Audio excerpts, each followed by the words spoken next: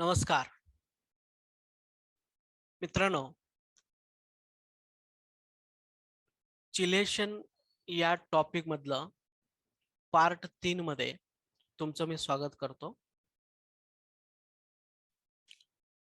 या मध्ये आपण क्वेश्चन नंबर 3 बघणार आहोत. तर यामध्ये आपण बघतोय की right a note on classification of chelating agents. तर चिलेटिंग एजंटचं क्लासिफिकेशन यावरती नोट लिहा असं 4 मार्कासाठी विचारू शकतात. तर तुम्हाला माहिती आहे की चिलेटिंग एजंट म्हणजे काय? चिलेटिंग एजंट म्हणजे एक प्रकारचं लिगॅंड आहे. लिगॅंड म्हणजे काय?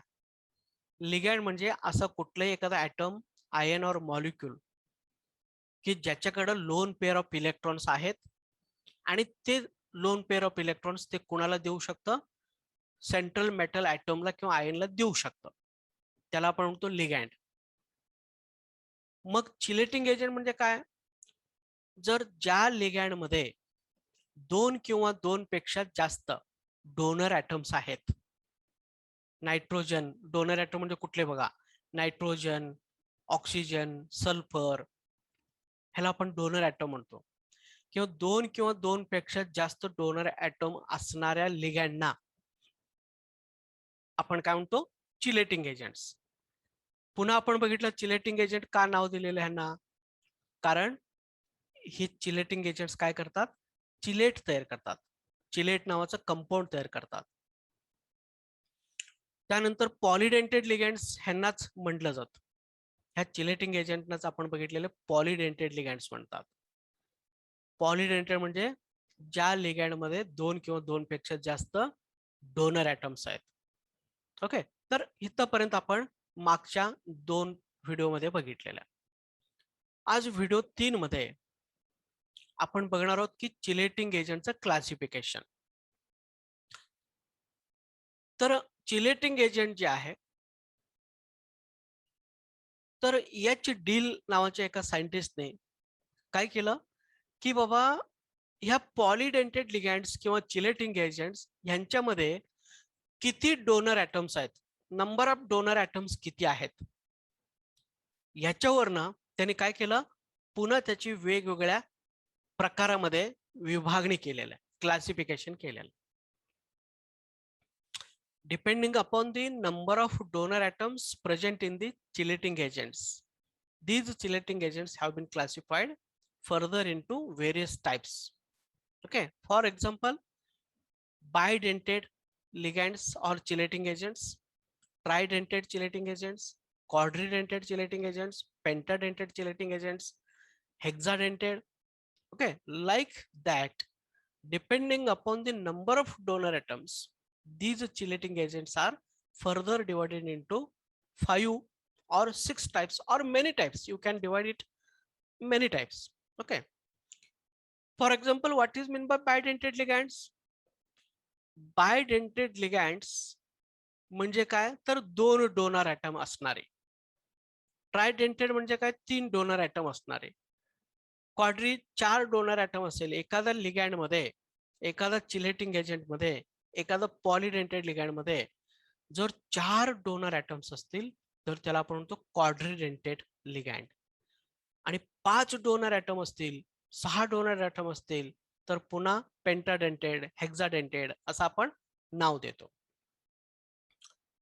मग ही जी लिगॅंड्स असतात, तर ते लिगॅंड मध्ये जी काही ग्रुप असतात ना, तर त्या ग्रुपचं पुन्हा क्लासिफिकेशन आहे, ज्याला आपण कोऑर्डिनेटिंग ग्रुप्स म्हणतो. कोऑर्डिनेटिंग ग्रुप म्हणजे कुठले कुठले? NH2, NH, N, CO, S, ह्याला आपण कोऑर्डिनेटिंग लिगॅंड्स किंवा ग्रुप्स म्हणतो. कोऑर्डिनेटिंग म्हणजे काय करतात हे, असं बाण बाण आपण दाखवतो की नाही, तर हे नेहमी ह्यांना बाणने दाखवलं जातं. इलेक्ट्रॉन हे डोनेट करतात आणि ते दाखवताना बाणने आपण दाखवतो. आणि ऍसिडिक किंवा कोव्हॅलेंट ग्रुप्स म्हणजे कुठले, तर ह्या सगळ्या groups COOH, OH, SO3H, NOH, SH ह्यांना आपण ऍसिडिक किंवा कोव्हॅलेंट ग्रुप्स म्हणतो, बरोबर, किंवा डोनर ॲटम्स म्हणतो. तर ह्या डोनर ॲटम्स वरनं पुन्हा काय झालं बघा, एक तर किती डोनर ऍटम्स आहेत ह्याच्यावरनं त्यांनी बाय, ट्राय, क्वाड्री, पेंटा, हेक्झा असं त्यांनी क्लासिफिकेशन केलेलं आहे डोनर ऍटमवरनं. आणि पुन्हा कोणत्या प्रकारची डोनर ऍटम्स आहेत ह्याच्यावरनं आणि त्यांनी वेगळं क्लासिफिकेशन केलेलं आहे. मग कोणत्या प्रकारची म्हणजे कुठली दोन प्रकारची डोनर ऍटम्स आहेत, एक कोऑर्डिनेटिंग ग्रुप्स किंवा डोनर ऍटम्स आणि ऍसिडिक और कोएलेंट. मग त्या चिलेटिंग एजंट मध्ये कोऑर्डिनेटिंग ग्रुप्स आहेत का ऍसिडिक और कोएलेंट ग्रुप्स आहेत का दोन्ही कोऑर्डिनेटिंग पण आहे ऍसिडिक पण आहे का दोन्ही आहेत, ह्याच्यावरनं पुन्हा त्यांनी काय केलं बघा, पुन्हा फर्दर क्लासिफिकेशन त्यांचं केलेलं आहे. आपण बघू. हा, एकदम सिंपल क्वेश्चन आहे, आपण ते वन बाय वन समजून घेऊ. आता फॉर एक्झाम्पल बायडेंटेड चिलेटिंग एजंट म्हणजे काय. तर बायडेंटेड म्हणजे बाय म्हणजे दोन, डेंट म्हणजे दात किंवा डोनर ऍटम, बरोबर. तर दोन डोनर ऍटम असणारा चिलेटिंग एजंटला किंवा लिगँडला आपण म्हणतो बायडेंटेड लिगँड किंवा बायडेंटेड चिलेटिंग एजंट. ओके. मग आता इथं लक्षात घ्या, या ठिकाणी काय व्याख्या दिली बघा. Bidentate chelating agents means what? The chelating agents which contain two donor groups or atoms are called as bidentate chelating agents. The chelating agents which contain two donor atoms or groups are called as bidentate chelating agents. मग आता इथं बायडेंटेड म्हणजे दोन. आता दोन groups जे आहेत ते कसे कसे असू शकतात, लक्षात घ्या. शक्यता काय काय आहे, तर हे दोन ग्रुप्स, दोन्ही ग्रुप हे कोऑर्डिनेटिंग असू शकतात. म्हणजे त्याच्यामध्ये ह्या दोन्ही असू शकतात, ह्याच्यातलं कुठले तर दोन असू शकतात. नसेल तर दोन्ही जे काही डोनर ऍटम्स आहेत ते ऍसिडिक किंवा कोव्हॅलेंट ग्रुप, दोन्ही ऍसिडिक किंवा कोव्हॅलेंट ग्रुप असू शकतात. म्हणजे ह्याच्यातलं दोन्ही असू शकतात. किंवा अजून एक पॉसिबिलिटी काय आहे, दोन दोन असतील तर एक कोऑर्डिनेटिंग असू शकतो आणि एक काय असू शकतो बघा, ऍसिडिक किंवा कोव्हॅलेंट असू शकतो. मला काय म्हणायचं बघा, बायडेंटेड लिगँड म्हणजे काय, ज्याच्यामध्ये दोन डोनर ऍटम्स आहेत.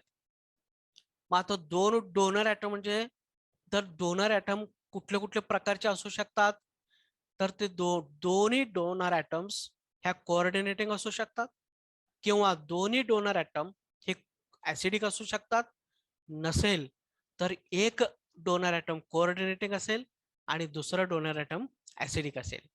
असं बायडेंटेड लिगँड जे आहेत ना, ते पुन्हा आपण कशा किती मध्ये आपण डिवाइड करू शकतो बघा, की 3 मध्ये डिवाइड करू शकतो.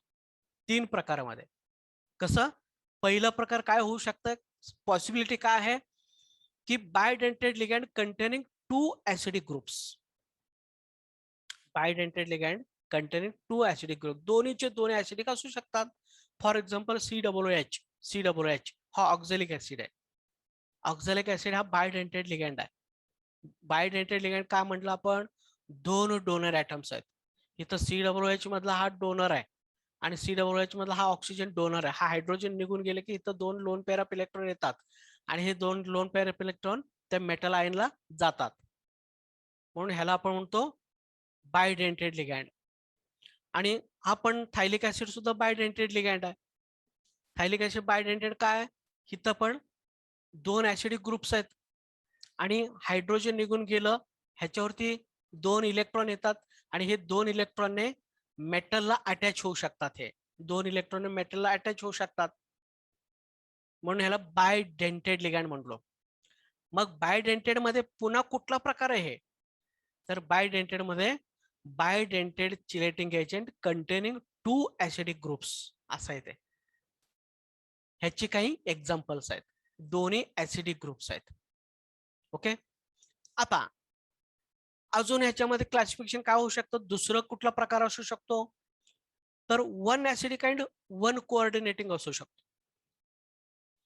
बायडेंटेड किंवा त्याच्या आधी हे बघा, बायडेंटेड ligand containing to coordinating groups, दोन ऍसिडिक असू शकतात किंवा 2 कोऑर्डिनेटिंग पण असू शकतात. मग 2 कोऑर्डिनेटिंग मध्ये हा एक्झाम्पल आहे, इथिलीन डायमाइन. तर इथं नायट्रोजन आहे, म्हणजे हा कोऑर्डिनेटिंग ग्रुप आहे. 2 असल्यामुळं बायडेंटेड, आणि कोऑर्डिनेटिंग असल्यामुळं बायडेंटेड लिगँड्स कंटेनिंग 2 कोऑर्डिनेटिंग ग्रुप्स. इथं पण एक्झाम्पल आहे बघा, हा 2 नायट्रोजन आहे, कोऑर्डिनेटिंग आहे ते, म्हणून बायडेंटेड लिगँड कंटेनिंग 2 कोऑर्डिनेटिंग ग्रुप्स. आणि तिसरा प्रकार आपण काय, पॉसिबिलिटी काय आहे, 2 डोनर ऍटम पैकी एक ऍसिडिक असू शकतं, एक कोऑर्डिनेटिंग असू शकतं. आणि त्याची एक्झाम्पल काय आहे, हे बघा, ग्लायसिन हा कोऑर्डिनेटिंग ग्रुप आहे. नायट्रोजन म्हटलं की कोऑर्डिनेटिंग ग्रुप आहे, एक कोऑर्डिनेटिंग एक ऍसिडिक. हा बायडेंटेड आहे का, तर दोन डोनर ऍटम आहे.